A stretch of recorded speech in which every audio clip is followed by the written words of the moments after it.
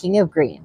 And right now I'm waiting for my plane because I have some exciting news to share with you all.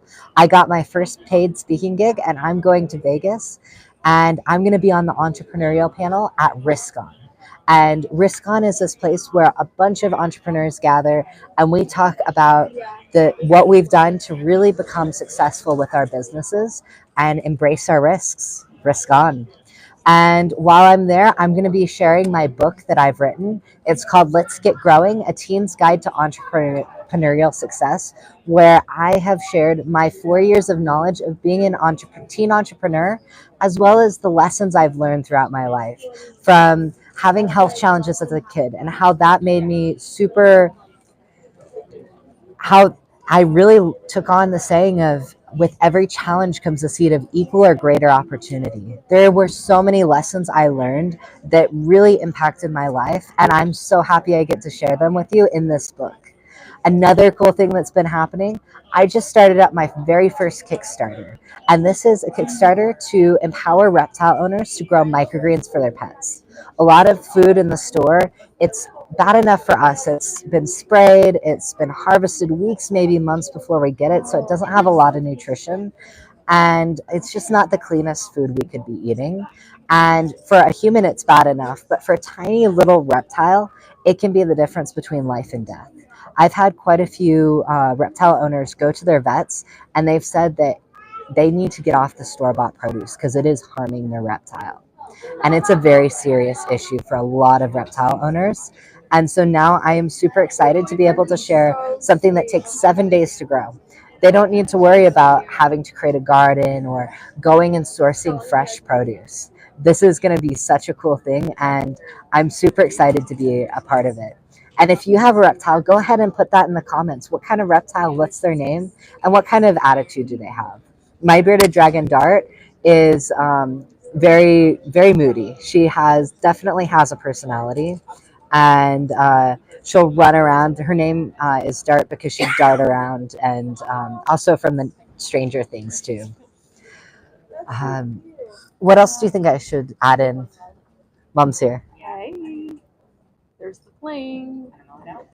Um, I don't know what we. Okay, I'll figure. And so another thing, if for those of you who are just hopping on who have never heard of microgreens before, microgreens are the stage right after sprouts. They're tiny baby vegetables, and the reason why they've gained such a popularity recently is that they are the most nutrient dense stage in the life cycle of a plant. They are up to 40% more nutrient dense than your mature vegetables, so they're super healthy for you.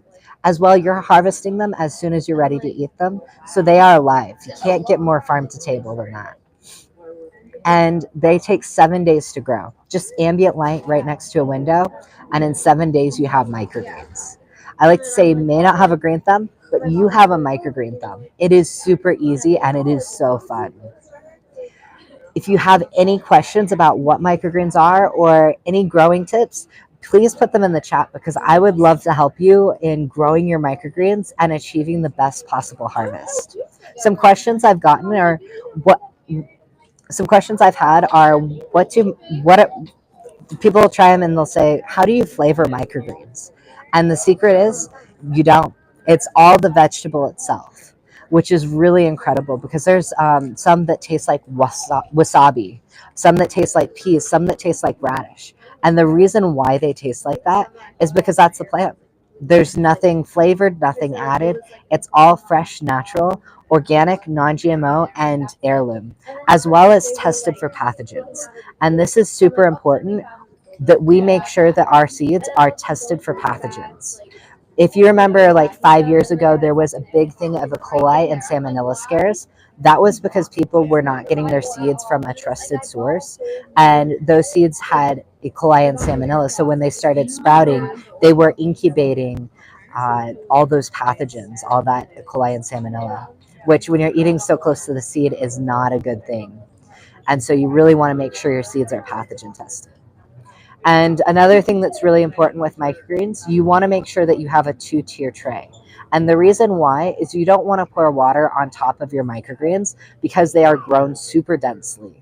So Having a tray that you can lift up, pour the water underneath, and the roots are able to absorb the water is super important. Another question that I get is, what is the difference between sprouting and microgreens? So sprouts are about day 3 to 4, and they don't get exposed to the light very often. They're usually, you put them under your pantry and you pour water in, shake it, and then pour that water out. With microgreens, you harvest them at day 7. So they've gone through germination, and then they get exposed to the light, and that's when you start eating them. And the great thing about that is they have a significant higher nutrient density than your sprouts do. So microgreens are definitely better than sprouts would be. In fact, Dr. Berg talks about how sprouting. Dr. Berg talks about how microgreens have a thing called sulforaphane, a phytonutrient, in your brassica family, like your broccolis, kales, collards. In microgreens, there's 10 to 100 times more sulforaphane than in your regular vegetables. And what sulforaphane is a phytonutrient that causes cancer cells to autophagize, which basically means commit suicide.